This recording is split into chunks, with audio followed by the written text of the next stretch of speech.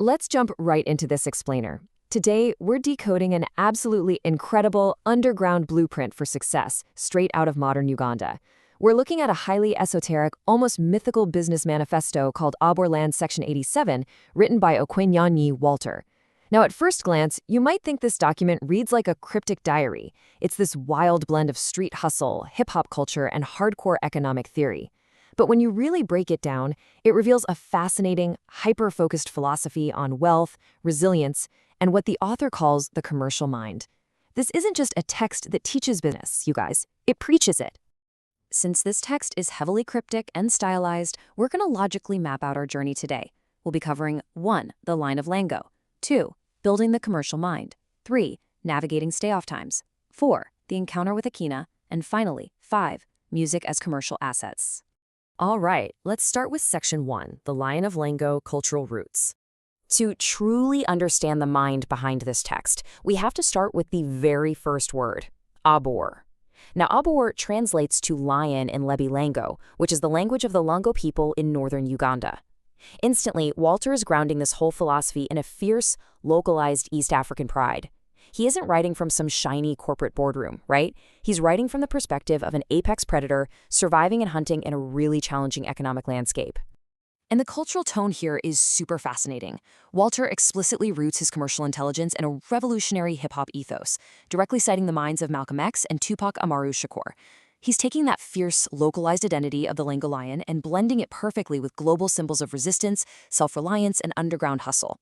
What's so wild about this is how he elevates a straightforward business guide into this rhythmic, almost sacred text, an account processed, then jotted by the mind and arm. I mean, it literally feels scriptural.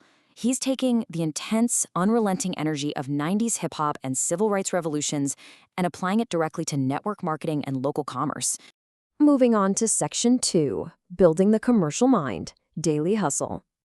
Walter uses this incredibly unique, poetic phrase, fading the commerce. Basically, this is his intense way of describing the absolute brutal necessity of reinvesting profits back into your business.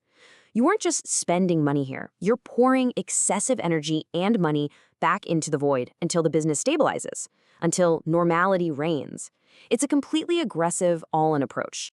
And to really grasp the grit required to survive in his world, just think about the sheer volume of network marketing calls this entrepreneur has to navigate every single day.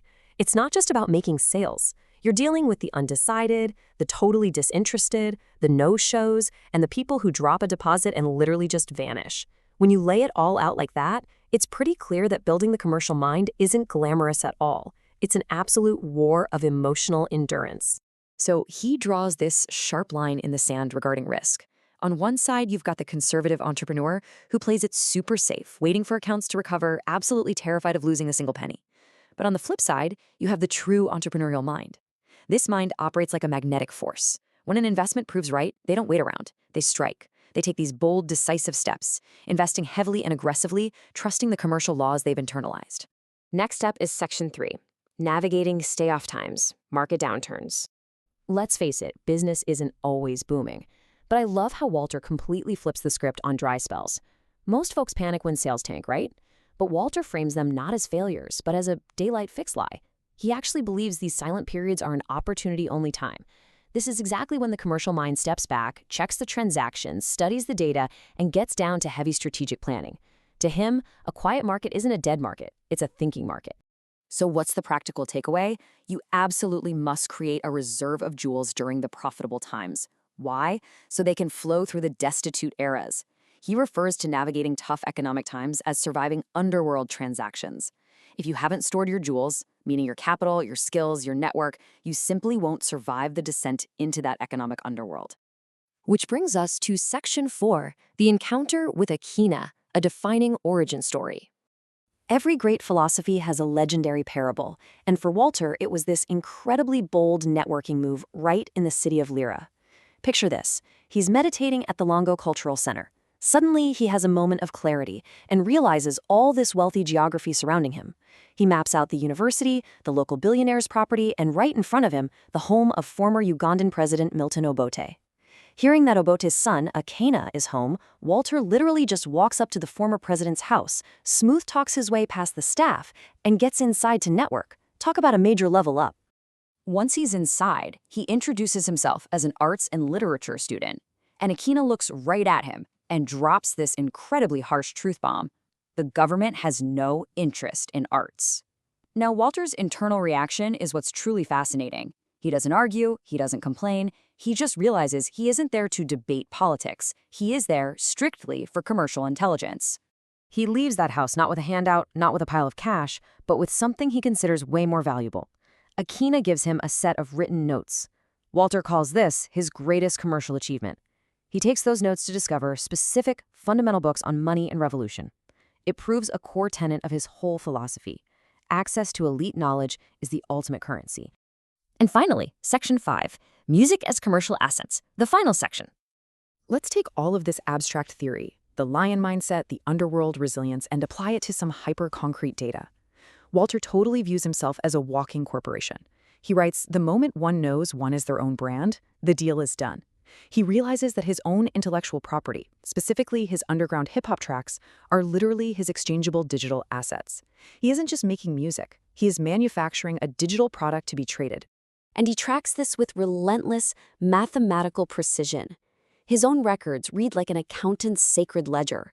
He logs the file size, the exact plays, the exact downloads across different months.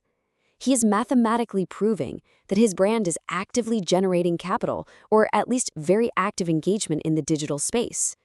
This is the commercial mind at work, turning art into quantifiable commerce. Tracking even incremental growth is absolutely vital to him.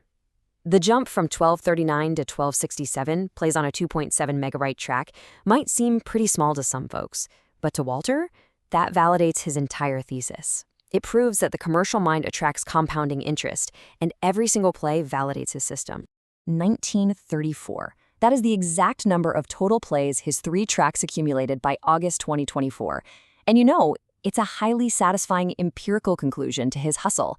It's the tangible, real-world result of feeding the commerce, making those exhaustive calls, and walking boldly into rooms where he wasn't invited. But he's also a realist. He knows this is a marathon. He explicitly notes that a commercial needs 16 months to actualize a better money principle. He acknowledges that true wealth accumulation isn't an overnight thing. It requires a very specific, calculated timeline to solidify these new habits and truly scale up earnings. Patience is literally just as vital as aggression. He closes out his thoughts with this awesome burst of stylized leet speak.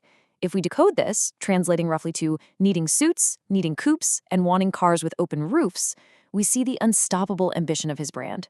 It's hip-hop braggadocio fused perfectly with a stated intent to acquire high-level material wealth.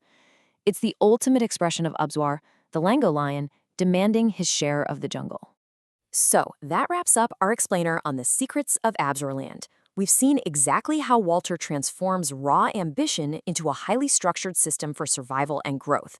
The only question left is this. Will you remain a safe, conservative entrepreneur just waiting for the market to recover? Or are you ready to reinvest your energy, navigate the tough times, and build your own commercial mind today?